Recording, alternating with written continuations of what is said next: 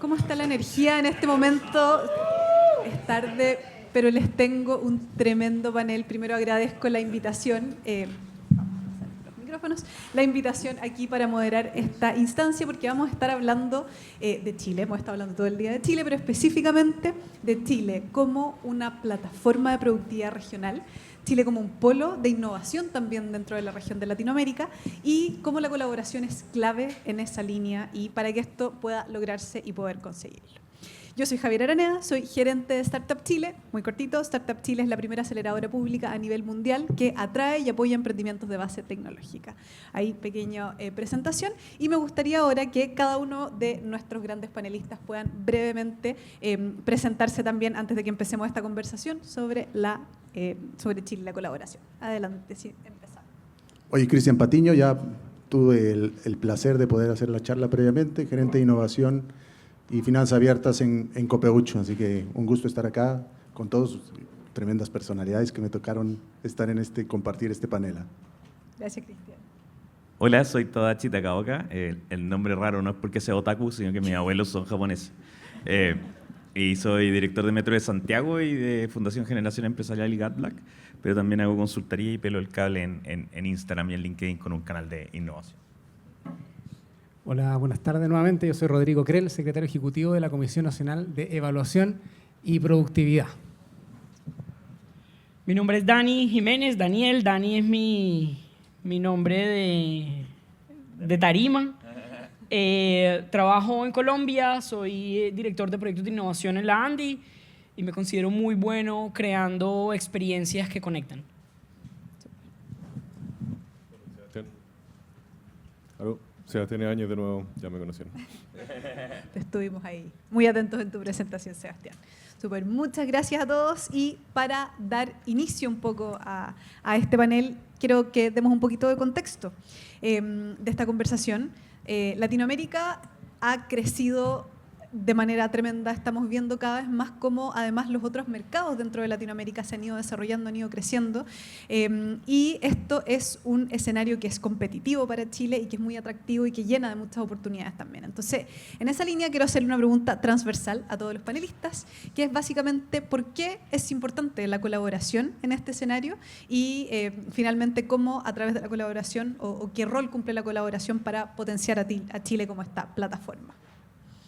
Como quieran el orden. La colaboración. Bueno, algo de eso comenté también en la charla. Primero, lo importante en la colaboración es entender qué va a hacer cada quien. O sea, ponernos de acuerdo. Cuando yo colaboro, por ejemplo, en casa, a veces mi señora me dice que no colaboro tanto, pero bueno. Pero hay que ponernos de acuerdo en qué va a hacer cada quien. Entonces después vienen los actores, ¿cierto? En este caso, mi esposa, mis hijas y yo. Mascota no tengo todavía. Y en el caso de Chile como un hub de innovación, obviamente hay que poner de acuerdo en qué va a hacer cada uno entre el ecosistema, ¿no? Entre el emprendedor, qué es lo que va a aportar la academia, qué es lo que va a aportar los corporativos, los hubs de innovación, qué es lo que van a aportar cada uno de ellos. Una vez que ya nos ponemos de acuerdo con esto, cada uno va colaborando con cada una de lo que le importa. Por ahí en su charla Dani comentaba sobre la colaboración y puso un ejemplo de cómo una empresa unió la universidad, unió obviamente a la empresa, a investigadores, etcétera, para resolver un problema con los mosquitos. Entonces, eso es cómo colaboramos para desarrollar o resolver algún problema y por lo tanto es la única forma, uniendo cada una de las partes, que podamos ir creciendo como un hub de innovación en Latinoamérica. Yo me voy a colgar un poco de la presentación de Sebastiana. Estoy totalmente en desacuerdo con lo que... No, mentira. Me gustó la parte donde dijo, la parte de los dados, de tirar los dados y que si es un juego de azar, efectivamente, mientras más veces tiráis el dado, más veces ganáis. El problema está en que cuando uno es emprendedor, esas tiradas son muy limitadas. La plata que tenéis para sobrevivir, la primera pregunta cuando alguien quiere emprender, yo le pregunto, bueno, ¿cuánta plata tenéis para vivir? Pues, digamos, porque por eso se producían estos efectos en Corfo que mirábamos que la gente que tenía menos acceso de plata ahorrada tenía menos oportunidades para pegarle el palo al gato, así de directo. Y lo interesante de la colaboración es que justamente permite mirar las jugadas de otros. No tienen por qué saberlo, pero este evento está armado por Club de Innovación. Yo fui el gerente general de Club de Innovación en 2008, 2009 más o menos. La empresa estaba a punto de quebrar. Club de Innovación no debería haber seguido existiendo, básicamente. Y aparte yo tenía 25 años. Era el gerente general, éramos 3 pelagatos en una sala, ¿verdad? Y yo tenía que poner cara de que sabía, pero estaba más asustado que los que mandaba. Y sabes que la colaboración ahí fue súper clara de lo que decía Seba. Yo no sabía cuál era el modelo que iba a funcionar, porque era un modelo innovador. Por ende, tuve que apoyarme mucho en ver lo que estaba funcionando en otros lados. De hecho, lo contraintuitivo que hice fue hacerle 0 caso a mi intuición. Cuando no sepan de algo y alguien le diga darle caso a tu intuición, no le hagan caso. Van a dejarla embarrada. La intuición es pésima cuando no tenéis práctica en algo. La intuición solo funciona cuando ya pasaste muchas veces por ese proceso. Yo no le hice caso a mi intuición, hice caso a los libros y a lo que me decía gente más mayor. Entonces, ¿qué tiene que ver eso con la colaboración? Justamente el tomar contacto con otros hace que veamos la apuesta de otros y las tiradas de dados de otros, como decía Sebastián, y eso es lo que hace que cometamos menos errores, o al menos sepamos que el camino por ahí no es. Por eso, cuando la gente me pregunta por qué fallan los emprendedores, en gran parte es metodología. Yo creo que hay una cuestión que a mí me dio mucha rabia cuando yo estuve en la Corfo, que muchos emprendedores que llegaron con fallas en plata se lanzaron porque se tragaron este mensaje que era echarle para adelante y ponerle pasión. Y eso creo que es el peor consejo que se puede dar. Es una condición necesaria, pero no suficiente. El esfuerzo no es suficiente. Hay técnica en esto, hay mecanismos. Y esa es la razón por la que uno viene a charlas, y esa es la razón por la que uno toma contacto, y esa es la razón por la que uno lee. Porque si no aprendemos de los otros, si uno solo juega la apuesta porque se cree el cuento y cree que uno puede llegar, sale demasiado caro sacar todos los dados de una sola tirada, digamos. Uy, ¿cómo aportar después de estas 2 intervenciones? Yo lo estaba pensando de esta forma. La innovación es, por supuesto, difícil. Por eso se falla mucho, funciona, los éxitos son remotos, se ven lejos y a veces ocurren. Pero ¿y por qué pasa eso? Porque tienen que pasar muchas cosas bien, tienen que darse muchas coincidencias. Como matemáticamente tienen que multiplicarse varias probabilidades y cuando se van multiplicando se acercan a 0, ¿cierto? ¿Y cómo uno logra que varias cosas en un sistema que es complejo pasen bien? Bueno, se tienen que conjugar 2 cosas al mismo tiempo: la colaboración y la competencia. Y las 2 cosas, aunque parezca paradójico, ocurren en cualquier sistema que funciona bien al mismo tiempo. A mí me gusta el tenis y el domingo presenciamos, los que vimos eso, una final del Abierto de Francia, Roland Garros, entre Sinner y Alcaraz. Espectacular el partido, de los mejores que ha habido en la historia del deporte. Uno dice, bueno, Sinner con Alcaraz, por supuesto que compitieron, ¿cierto? En una competencia, un juego de suma cero, diríamos, el que uno gana, el otro pierde, ni siquiera hay empate en el tenis, ¿cierto? ¿Hay colaboración ahí? Chuta, parece que no es un deporte de equipo. Entonces, ¿con quién colaboró Sinner? ¿Con quién colaboró Alcaraz? Superficialmente no hay colaboración ahí, ¿cierto? Y se produjo algo muy lindo, un tremendo partido de tenis. Va a quedar en la historia del tenis. Se lo recomiendo. Les va a gustar el tenis, si no les gusta, véanlo y les va a gustar. Pero hay colaboración al mismo tiempo que hay competencia. Están colaborando los dos. Colaboraron en seguir las mismas reglas del juego, ¿cierto? Los dos tomaron ese acuerdo. Es lo mismo que pasa entre empresa y sindicato. Es una relación adversarial, ¿cierto?, cuando van a la negociación colectiva, pero antes que eso, anterior a esa competencia, ¿cierto?, por el repartirse la torta de las utilidades, hay una colaboración, pues decidieron establecer esa relación laboral las personas que participan de eso. Entonces, yo creo que esa analogía es útil para entender qué es lo que ocurre en un sistema que innova de manera, digamos, de manera exitosa, con alto estándar. Están pasando estas 2 cosas y la magia creo que se da cuando ocurren la competencia en su buena, intensa, ¿cierto? Pero en el lugar y en el nivel apropiado, y la colaboración también, ¿cierto? Si tenemos cuadrantes como con colaboración, sin colaboración, con competencia, sin competencia, hay pesadilla. O sea, hay cuadrantes que es la colusión, así como hay colaboración los que no debieran colaborar. y tampoco uno quiere que compitan los que no tienen que competir, ¿no? O en el nivel o en la dimensión en la que no debería ocurrir. Entonces, es importante que ocurra esa colaboración, de nuevo, en los momentos, en los ámbitos en que es adecuado, y así es cuando uno observa finalmente casos de innovación que todos admiramos. Gracias. Javiera, para mí la colaboración es importante por dos cosas. La primera es porque nadie se la sabe todos, no se la sabe todas, punto. En realidad es necesario unir capacidades, y lo que me lleva a la segunda. Mi primera respuesta es porque nadie se la sabe todas.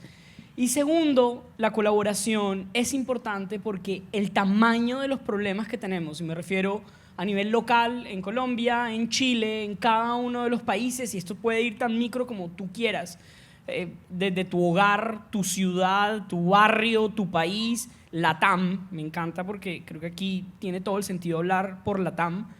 El tamaño de los problemas que tenemos es tan grande que no se pueden solucionar solos. Por eso es importante la colaboración.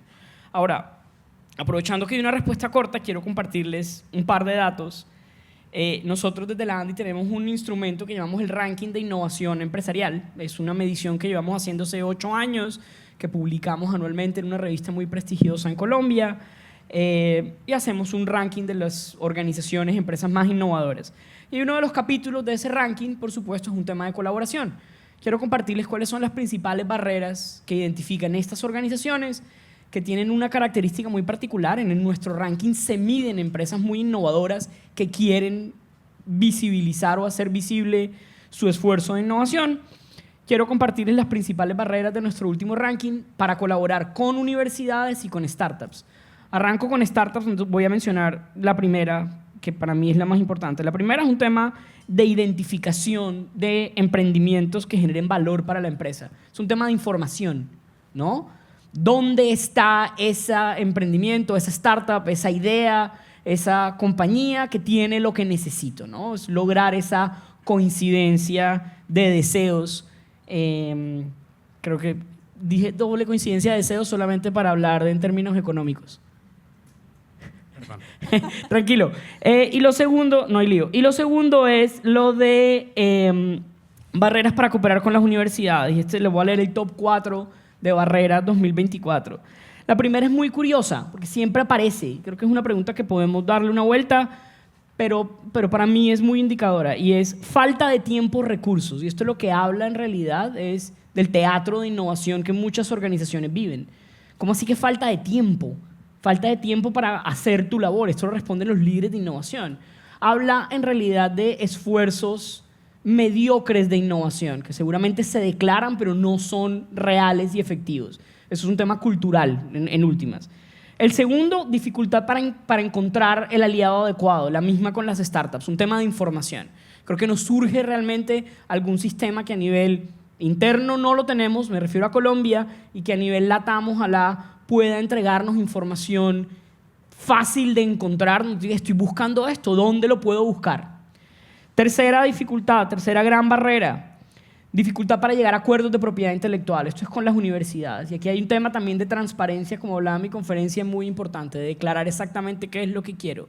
A veces las universidades declaran muy abierto que lo que quieren es participar de mercado. Cuando uno se va al detalle, en realidad no. Lo que quiere el profesor es validar su idea, publicar algo. Y eso está bien también. Hay que ser transparente en lo que buscas. Ahí vuelvo al tema del acrónimo ACT que les compartí hace más temprano. Y la última, que me encanta por el tema de la confianza, es dificultad para generar relaciones de confianza. Y ahí hay todo un tema detrás como barrera importante. Súper. Súper. Yo un poco de acuerdo con las respuestas anteriores, también pienso que al final la colaboración es reconocer que uno es parte de un sistema, ¿verdad? Y reconocer qué tan críticas son todas las partes de ese sistema, ¿no? Si uno saca un engranaje, realmente el sistema para. Y para mí los ecosistemas de emprendimiento, realmente todos los engranajes son fundamentales. Si no, realmente el tema no anda. Este es un cuerpo con puros órganos vitales, un auto con puras piezas de primera necesidad, ¿verdad? Y hay un tema dos términos que a mí me gustan mucho, el positivismo tóxico versus el optimismo realista. Ser un poco más pragmático y pensar realmente no armar una cadena de suposiciones optimistas, sino que realmente ver bien la realidad de los distintos ecosistemas, la realidad del país, la realidad de cada empresa, de cada industria, y ver de qué manera se colabora en particular. Pero yo soy un fiel creyente que tuve la suerte hasta hace muy poquito de vivir en Costa Rica. Me ha tocado ver varios emprendimientos latinoamericanos muy de cerca. El de Colombia lo conocía bastante bien hasta hace poco. Y la verdad es que se repite bastante. Si es que todos los actores no están completamente entregados a trabajar de acuerdo a la realidad del ecosistema en donde están inmersos, es muy difícil que salgan adelante, y eso incluye desde corporativos hasta agencias de desarrollo gubernamentales, inversionistas, absolutamente todo. Totalmente de acuerdo. A mí me llamó mucho la atención, no sé si les pasó, la primera vez que yo escuché hablar del ecosistema de emprendimiento e innovación. Me pareció tan raro ecosistema, pero una palabra como que yo escuchaba en el colegio, como en biología, no sé, una cuestión así como media. Y finalmente creo que va por ahí, o sea, efectivamente es un conjunto de actores totalmente distintos que interactúan en un medio físico. Entonces, finalmente hace mucho sentido. Y claro, lo que se dice acá, en realidad innovación sin colaboración y potenciamiento de este ecosistema aparentemente se ve complejo. Oigan, bueno, me gustaría ahora hacerles algunas preguntas más puntuales ahí a cada uno, y me gustaría concretamente, Cristian, empezar contigo. Porque dentro de la colaboración, una de las cosas que son relevantes son los incentivos también, ¿cierto? O sea, ¿por qué colaborar y hacia dónde estoy buscando ir para conectar correctamente? Entonces, en esa línea, ¿cuáles ves tú que son los incentivos de los corporativos para innovar, y concretamente por qué los corporativos se están vinculando con otros actores, como mencionaba aquí Dani, startups, universidades, etcétera? Bueno, a ver, y siendo transparente, como decía Daniel también en su charla y ahora mismo también, acá es la transferencia de valor. O sea, no hay nada más que responder. O sea, yo creo es la transferencia de valor. Cómo un startup, una fintech, nos transfiere valor al corporativo. Y creo que de ahí subyacen algunos temas posteriores. El primero tiene que ver con adquirir capacidades que uno no tiene en los corporativos. Lo comenté también en la charla sobre el caso Dale. Compramos esta fintech, la adquirimos y nos trajo capacidades que en ese minuto ni siquiera las conversábamos. O sea, marketing digital, como lo veía esta startup, no lo veíamos en la tradicional, por decirlo de alguna forma.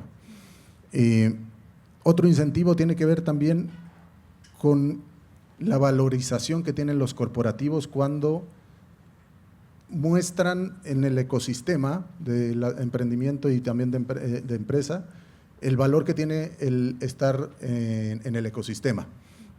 Cuando tú vas, por ejemplo, a buscar financiamiento, en el caso nuestro, que de repente también vamos fuera de Chile y vamos a buscar financiamiento a Japón, y cuando decimos, oye, nosotros hacemos innovación abierta, también es un plus y es un incentivo que tienen los corporativos también a desarrollarlo. Y por último, al final, de nuevo volviendo un poco a la colaboración, si realmente queremos disminuir riesgos también, porque muchas veces el colaborar con una startup o con una fintech nos dice que yo no tengo que hacer todo. Y entonces yo colaboro con esta startup que ya tiene cierto know-how, y por lo tanto no tengo que arriesgarme con algo. Disminuyo ese riesgo. También depende en el estado que está la startup, ¿no? Si es muy reciente o si ya tiene clientes, etcétera. Entonces, también ahí disminuimos el riesgo, y al final es compartir ese riesgo entre el corporativo y el ecosistema. Yo me quedo con esos puntos. Muchas gracias, Cristian. Aquí igual, si cualquiera quiere complementar, bienvenido, porque les voy a hacer preguntas distintas a cada uno en esta parte. Así que yo quisiera decir sobre esa pregunta, y es un tema de agilidad. ¿Por qué un corporativo colabora? Fue la pregunta. La tendencia en este momento, en realidad, y habiendo estudiado un poco este tema de colaboración de corporativos, las organizaciones grandes se sienten muy pesadas para innovar algunas. Entonces, una de las principales razones por la que los corporativos están realmente, y es el tema más de moda en realidad, todo el tema alrededor de corporate venturing y todo lo que cobija es como el tema de moda dentro de las organizaciones, y es hacia donde están migrando los sistemas de innovación de los corporativos. Hay un tema que reconocen y no solo lo reconocen los corporativos, sino que también hace parte del discurso de quienes ofrecen este servicio y es un tema de agilidad. Tú tienes unas dinámicas muy pesadas como corporativo, te es mucho más sencillo incorporar capacidades desde afuera para ganar velocidad e innovar de manera mucho más rápida. Creo que desde la lectura del corporativo es una de las principales razones por las cuales se están abriendo a colaborar. Súper.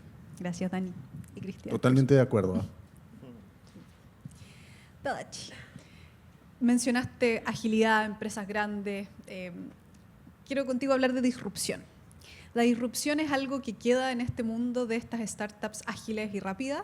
¿O el corporativo también tiene un rol ahí que jugar? Sí, mira, a ver, primero hay que definir disrupción. La gente piensa que disrupción es cualquier tipo de innovación que cambia y en realidad tiene 3 características súper particulares. O sea, en realidad la disrupción se nota porque convierte a no clientes en clientes. Si no está ocurriendo eso, es una innovación más tradicional, si es que se le puede llamar así. Y tiene 3 características. Uno es que, el caso de Uber, por ejemplo, que transformó a gente que no tomaba taxis en gente que toma Uber. Por eso es muy difícil presentar frente a fondos de inversión, porque no puedes predecir, no dices, es el mercado de la gente que usa taxis, que se va a pasar a Uber, sino que es gente que antes no usaba nada, que pasa hacia la solución. Esa es la característica primaria de la innovación disruptiva.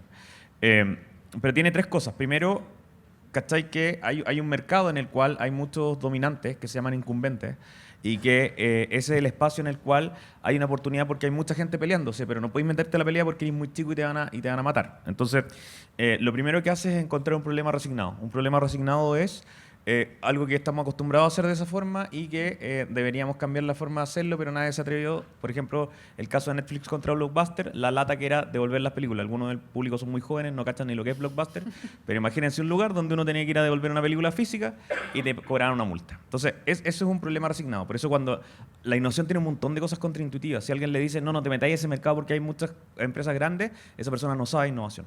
Esa es la condición 1 de que hay una innovación disruptiva. La condición 2 es que agarras ese problema resignado y exacerbas esa solución y en todo el resto eres penca. Si alguien te dice, no, es que hay que hacer bien todos los puntos, de nuevo esa persona no sabe innovación. No podéis ser perfecto en innovación. De hecho, te va a salir en contra. Los perfeccionistas, aquellos que entrenaron desde niño a decir, mijito, usted tiene que hacerlo bien a la primera, están fritos en este mundo. No tienen ni una oportunidad. Hay que ser mediocre, pero buen mediocre.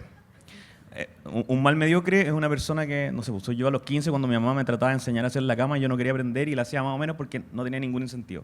Pero un buen mediocre es la primera vez que hice un contenido para mi canal de Instagram y era penca, pero ya llevo 4 años haciéndolo y ya soy harto mejor porque partí con el miedo a hacerlo mal, pero no esperé a hacerlo perfecto o a tener la plata para comprarme una cámara perfecta, lo hice mediocremente hasta que realmente me volví bueno.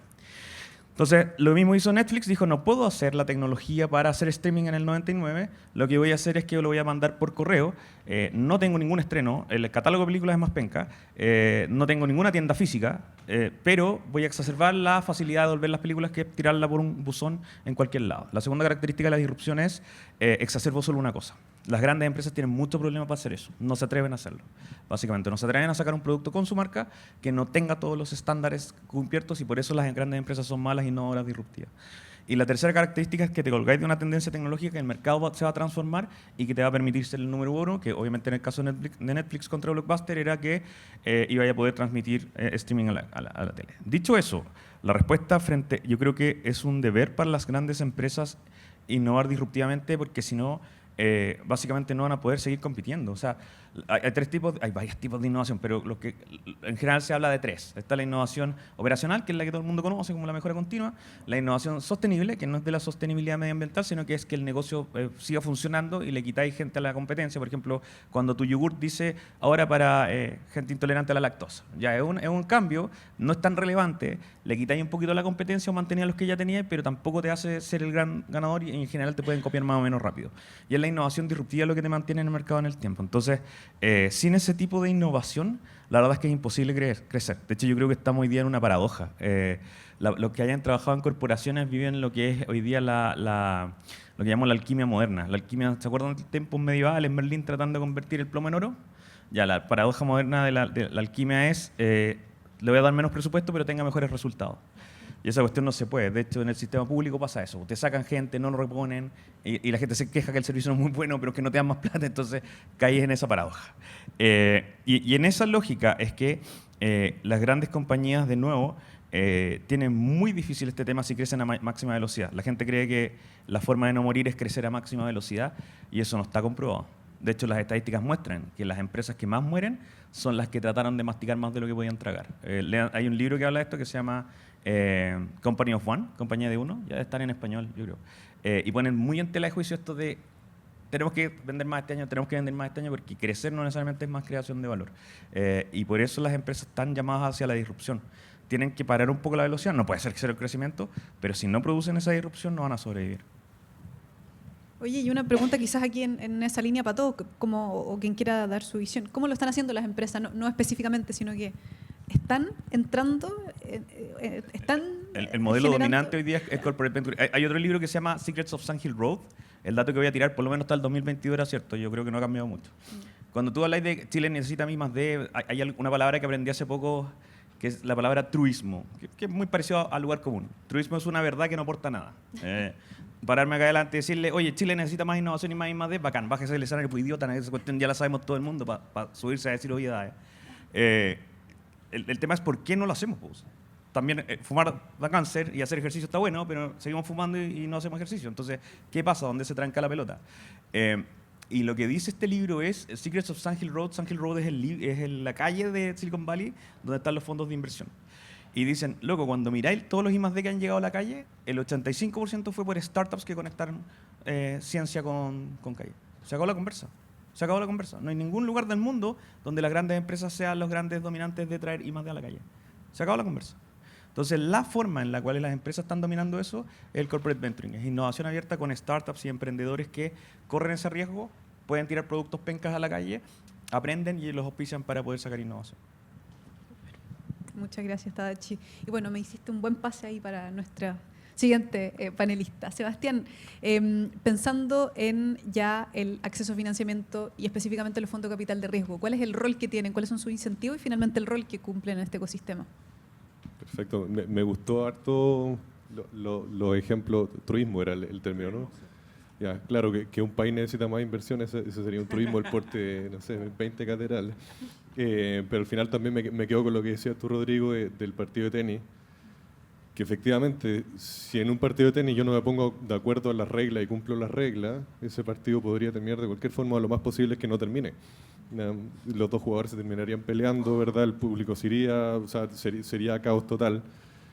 Y dentro del mundo de inversiones yo te diría que específicamente dentro del mundo de inversiones de VC y de emprendimiento en general, partió como una industria bastante poco formal, con muchos mitos alrededor, con muchas cosas que realmente se estaban tratando de traer de otros países y de alguna forma chilenizar a la mala, sin pasar por los tiempos y sin esperar los tiempos. Y la verdad es que uno ya ha visto a mi manera de ver, el VC en Chile va al menos en su segundo siglo, en que ya ha cerrado el círculo varias veces, en que varios fondos se han pegado tortazos, después han logrado salir adelante.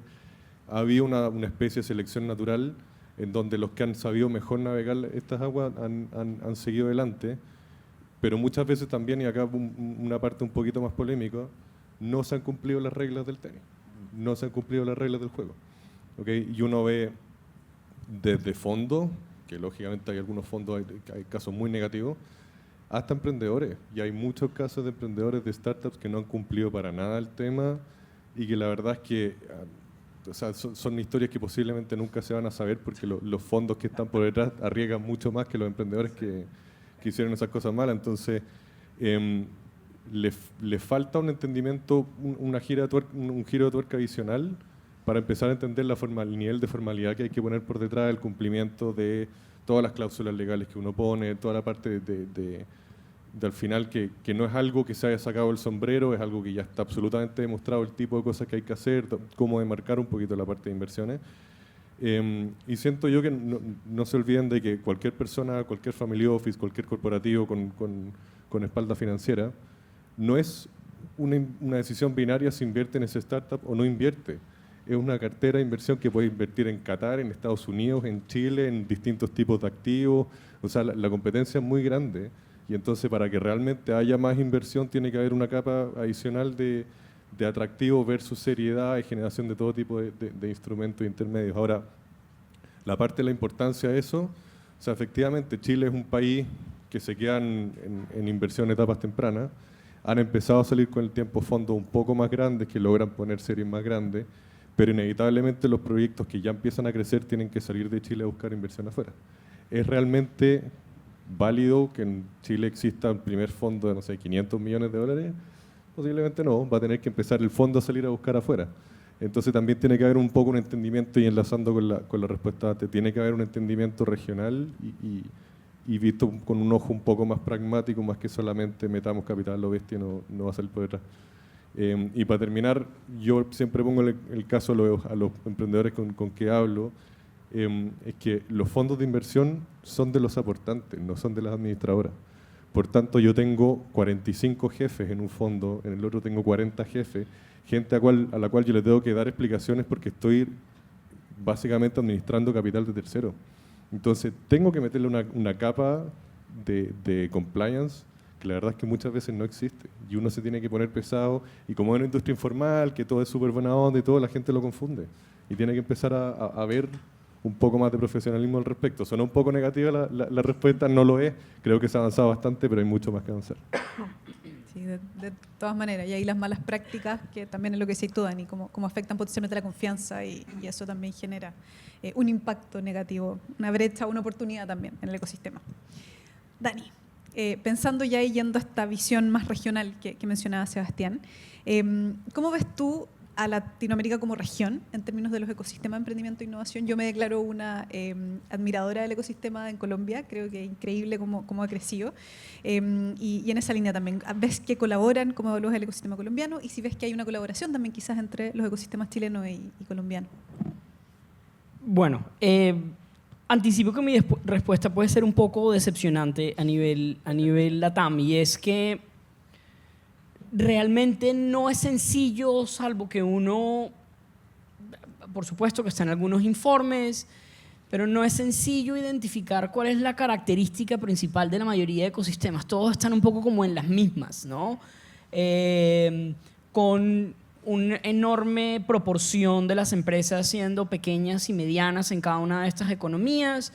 Estas empresas pequeñas y medianas tienen unos problemas enormes y en realidad en sus prioridades el tema de innovación entra muy por debajo, y están, por supuesto, tratando de transformarse y de ser pues, más productivos, etc. Yo lo que creo, digamos, como panorama Latinoamérica, y esto es un poco como contraintuitivo lo que voy a decir, creo que incluso nuestro problema ha sido hablar primero de temas como innovación y saltarnos algunas cosas antes de. Nuestras regiones, hablo por las de Colombia, por ejemplo, no están conectadas, no tienen internet, entonces, ¿qué estás pensando en que innove la región? Una mayoría de gente no está bancarizada, entonces, ¿cómo estás pensando en innovación? En Colombia, y no conozco el detalle, en Chile, la gran proporción, es algo que hablaba Sebastián, son informales, con ese nivel de informalidad. No hay mucho que realmente se pueda trabajar de una perspectiva de inversión exterior, no hay confianza, no hay institución, no hay un sitio físico del negocio. Entonces es sumamente complicado, en realidad es un panorama complejo. Yo creo, sin embargo, que una de nuestras grandes posibilidades, si no es de las únicas realmente de ser jugadores relevantes en el contexto, esto fue una discusión un poco de la mañana, está justamente en articularnos y en unir capacidades como región. Creo que si no se logra así, realmente cada uno de nosotros, países latinoamericanos, como por nuestra cuenta, nunca vamos realmente a ser jugadores interesantes. Siempre estamos todos en la mitad de los rankings, como le decimos, un poco como patos, estamos ahí, ni somos de los peores, pero tampoco tenemos pocas cosas destacables, ahí como pasando un poco desapercibidos. Y es algo que nos implica, yo creo que por un lado es una enorme voluntad política. Vivimos en un contexto realmente de una incertidumbre increíble a nivel de estabilidad que hace muy complicado que lleguemos a acuerdos regionales que realmente potencien y nos saquen adelante. Yo no sé si ustedes lo conocen, yo lo descubrí hace poco, del triángulo del litio, por ejemplo. El 70% del litio del planeta está entre Argentina, Chile y Bolivia en un espacio sumamente pequeño. Hay grandes recursos, grandes oportunidades. En Colombia, por ejemplo, el tema de la biodiversidad es sin duda fundamental, que es un poco donde se centra la conversación del profesor Daniel esta mañana. Yo, a diferencia de él, creo que no nos hace falta más modelos y más cosas, hace falta un poco de foco, por supuesto, inversión, un poco de voluntad política. El contexto particularmente colombiano en este momento es de una incertidumbre enorme. Nuestro Ministerio de Ciencia y Tecnología es el ministerio con menos recursos, a pesar de que en el discurso político está la innovación y la transformación, pero nuestro Ministerio de Ciencia y Tecnología vive, es decir, de una manera súper precaria. Nos hace falta muchas cosas. Otra parte de tu pregunta, mejor dicho, para concretar la respuesta, creo que estamos crudos y nos hace falta colaboración. En un contexto general, todos estamos en las mismas, navegando un mundo de incertidumbre y tratando de hacerlo mejor con lo que podamos, pero realmente hace falta una apuesta grande, decisiva. No podemos seguir haciéndolo a título independiente porque nunca vamos a salir de esos lugares en la mitad y nunca nos vamos a destacar realmente. Y la segunda parte tenía un tema de ejemplos. Yo les di ahorita un ejemplo de Hermeco, de una empresa con la que trabajamos. Quiero compartirles otro que me parece muy bonito y es de Renault. Renault tiene una de sus plantas más productivas del mundo con mejores indicadores en Itagüí, Antioquia. Muchos de los Kiwi y varios modelos importantes de Renault se hacen en Itagüí, en Colombia. Y ellos tuvieron un proyecto increíble de colaboración que creo que vale la pena mencionarlo porque tiene varios de los elementos que mencionaba en mi charla. Ellos lograron, en colaboración con otra empresa importante del ecosistema, que es la Nacional de Chocolates, recibir de Nacional de Chocolates desperdicios de cacao y junto con una universidad, la Universidad de AFIT en Medellín, lograron diseñar un biopolímero que logró entrar en el banco o en el panel de materiales aprobados por el grupo Renault a nivel mundial. Y aquí simplemente vuelvo a caer a lo de ACT que hablaba ahorita en mi presentación. Autenticidad. Renault es una marca que particularmente en Colombia es muy cercana a los colombianos, como que todos recordamos de chiquitos el carro de la familia era un Renault. Entonces es una empresa que siempre ha vivido su identidad como Colombia y ahora hace innovación desde esa autenticidad, metiéndole café y cacao a sus polímeros y exportándolos al mundo y poniéndolos disponibles para el grupo. Un tema, por supuesto, de claridad y es algunas características muy particulares y unos socios muy particulares que tenían que cumplir con unas características muy específicas, hicieron posible que ese proyecto se hiciera realidad. Y lo mismo, el tema de transparencia. ¿Quién aporta qué, en qué medida y cómo nos beneficiamos cada uno de los actores? Eso para mí es clave. Muchas gracias por la visión, Dani. Rodrigo, hemos hablado harto de oportunidades quizás de mejora, de algunas brechas que pueden existir en las que debiésemos enfocarnos y ya yendo concretamente a Chile, ¿cuál ves tú que son esas principales condiciones que tenemos que seguir fortaleciendo como país para poder seguir posicionándonos ahí y ser finalmente esta plataforma también regional? Sí, yo creo que hay que primero, siempre hay que partir por reconocer los avances. Cuando uno le dice, oye, ¿qué es lo que falta? ¿Qué es lo que me falta? Uno puede entrar en un discurso bien pesimista y que es mal interpretado a veces.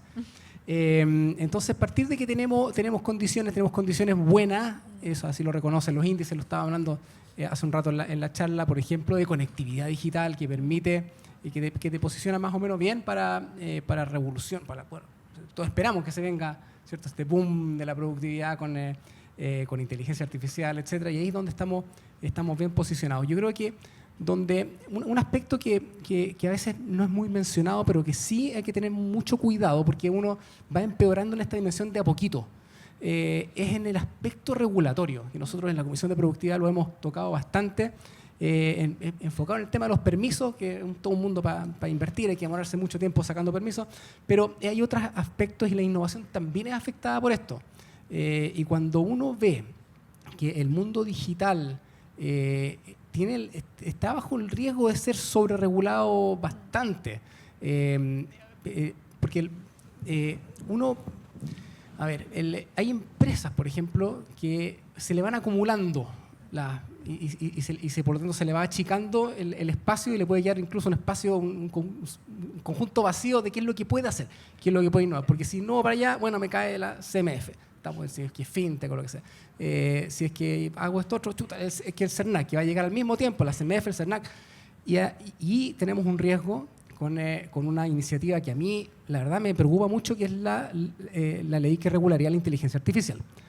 Y ahí yo quiero poner la nota como de cautela. Somos muy entusiastas para regular en Chile, y en este caso es más preocupante aún porque se está regulando en ese caso en base a riesgos especulados. Ni siquiera sabemos para dónde va a ir esta cosa de la inteligencia artificial, no sabemos cuáles son los riesgos. Hay gente que se le ha ocurrido que chuta, que esto afecte la privacidad, no sé qué. Pero empezar a prohibir cosas y a regular cosas cuando ni siquiera el riesgo se ha materializado es una pésima práctica. Uno tiene que, porque la regulación seguro que tiene costo, siempre. Y los beneficios son, a lo mejor aparecen, pero la verdad, la mayor parte de las veces no mucho. Entonces yo creo que tenemos un riesgo aquí de ser que este excesivo entusiasmo en tratar de micromanage así y guiar los resultados de las cosas vía regulación y prohibir esto, imaginarse esto otro, es algo que puede terminar ahogando la innovación en el sector o en el área que promete ser la única esperanza que tenemos, en verdad, de elevar la productividad de manera importante en el mundo cuando tanto se necesita. Entonces yo cuidaría, la verdad, ese aspecto. Las políticas públicas que van a estar influenciando esto tienen mucho que decir y pueden terminar, de nuevo, generando muy malos incentivos y llevando a este equilibrio de comodidad, de que no innovamos, de que no nos movemos y al final, bueno, no pasa nada. Entonces seguimos así. No vemos una catástrofe inminente que nos mate de susto y nos lleve a innovar. Muchas gracias, Rodrigo. Voló el tiempo, la verdad, ya estamos en los últimos minutitos del panel, así que los quería invitar simplemente si tenían algún mensaje final que poder entregarle aquí al público. Yo cortito, creo que la palabra innovación de repente queda muy lejos de las personas. No sé, pues si yo hice una panadería, siento que no estoy metido en la conversación equivocada. Y de alguna forma se transmitió este mensaje de que o ha sido una startup o haría un penca que hace una pyme. Y eso es un error. De hecho, la cantidad de startups que hay deben ser como el 5% del mundo. Es una minoría. La gran mayoría son pymes y las pymes pueden ser innovadoras. Ahora, lo importante de innovar, de encontrar la creación de valor, es que si no innovan, se produce un efecto que se llama gemelización, que básicamente la gente no puede distinguir tu propuesta de valor del resto y por ende siempre te andan negociando el precio. Si están teniendo problemas para vender, si están teniendo problemas para entender, que la gente entienda el producto, si están teniendo problemas porque dicen es que hay otro que lo hace más barato, probablemente tienen un problema de innovación y tienen un problema de modelo de negocios. Pero lo que les quiero transmitir es que eso tiene solución. Me sumo a lo que decía la presentación, Seba, de que la presentación que más me gustó, porque fue la única que vi, pero básicamente lo que decía es súper cierto, de que en realidad esta lógica detrás de cómo tú puedes agarrar cualquier negocio y ponerle innovación. Tiene una solución y tiene un método de eso. No solo esfuerzo, porque ese esfuerzo se puede disipar. Gracias, Tati. Sí, yo nada más quiero agregar un tema de, bueno, obviamente yo trabajo en Copeuch, así que yo abro las puertas efectivamente a que podamos desarrollar, conectar con los distintos emprendedores. Da lo mismo si es una pyme, si es una startup, como la queremos llamar. La idea es que podamos, lo que yo decía un poco en la charla, conectar con nuestro propósito, que es generar inclusión financiera y ayudar a nuestros socios a tener una mejor calidad de vida de Arica a Punta Arenas. Así que yo ahí invitarlos, digamos, y aprovechar este escenario también para eso, y que nosotros estamos dispuestos a colaborar, estamos dispuestos a conversar. Algunas cosas funcionarán, algunas otras no, pero es parte, digamos, de este mundo, ¿no? Entonces, las puertas abiertas, como lo comentaba también en la charla. Me gustaron mucho las presentaciones de los dos panelistas que vi antes que yo. Alcancé a llegar un poquito antes que tú, pero bien interesantes, y me llevo algunos mensajes, los hacks que comentabas por ahí, Dani, toda la parte que comentó también Rodrigo respecto a la productividad. Creo que si queremos hacer innovación, podemos hacer y desarrollar la productividad.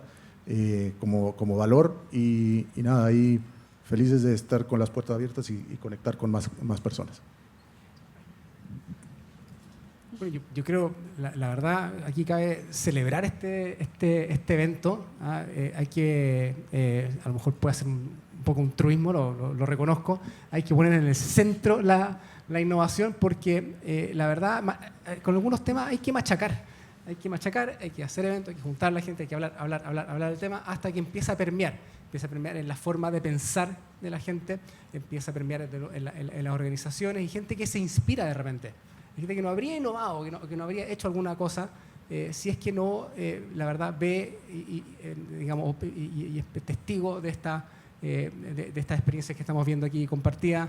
Yo aprendí un montón de todas las charlas y la encuentro realmente eso, inspiradora. Uno se va con ganas de mi organización, yo trabajo en el sector público, o sea, fome. Y me voy con ganas de innovar. Claro, o sea, no hay recursos, estamos dentro del Ministerio de Hacienda, o sea, los más apretados. Ahí generalmente te piden hacer milagros y la verdad me voy con ganas de remover las cosas, de pelear las peleas que hay que pelear para que pasen las cosas en el sector público, reorganizar, tirar para arriba los equipos, y esas son cosas que uno saca de este tipo de instancias, así que felicitaciones. Muchas gracias. Bueno, ¿estamos? Sí. Lamentablemente tenemos que ya finalizar el espacio.